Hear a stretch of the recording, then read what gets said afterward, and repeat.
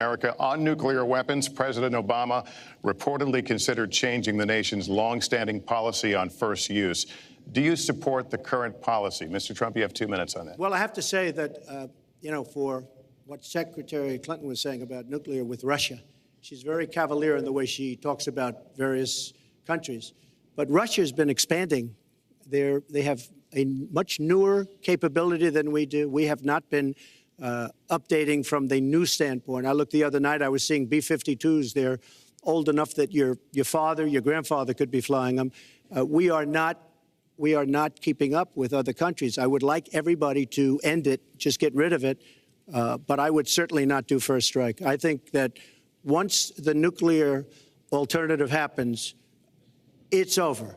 At the same time, we have to be prepared. I can't take anything off the table, because you look at some of these countries, you look at North Korea, we're doing nothing there. China should solve that problem for us. China should go into North Korea. China is totally powerful as it relates to North Korea. And by the way, another one powerful is the worst deal I think I've ever seen negotiated that you started is the Iran deal. Iran is one of their biggest trading partners. Iran has power over North Korea. And when they made that horrible deal with Iran, they should have included the fact that they do something with respect to North Korea. And they should have done something with respect to Yemen and all these other places. And when asked to Secretary Kerry, why didn't you do that? Why didn't you add other things into the deal? One of the great giveaways of all time, including $400 million in cash. Nobody's ever seen that before. That turned out to be wrong. It was actually $1.7 billion in cash. Obviously, I guess, for the hostages, it certainly looks that way. So you say to yourself, why didn't they make the right deal? This is one of the worst deals ever made by any country in history.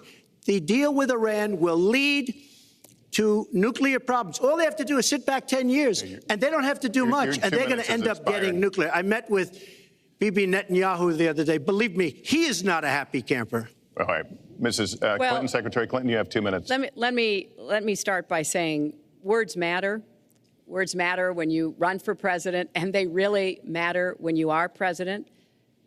And I want to reassure our allies in Japan and South Korea and elsewhere that we have mutual defense treaties and we will honor them. It is essential that America's word be good. And so I know that this campaign has caused some questioning and some worries on the part of many leaders across the globe. I've talked with a number of them. But I want to, on behalf of myself, and I think on behalf of a majority of the American people, say that, our word is good. It's also important that we look at the entire global situation. There's no doubt that we have other problems with Iran, but personally, I'd rather deal with the other problems having put that lid on their nuclear program than still to be facing that. And Donald never tells you what he would do. Would he have started a war? Would he have bombed Iran? If he's going to criticize a deal that has been very successful in giving us access to Iranian facilities that we never had before, then he should tell us what his alternative would be. But it's like his plan to defeat ISIS. He says it's a secret plan, but the only secret is that he has no plan.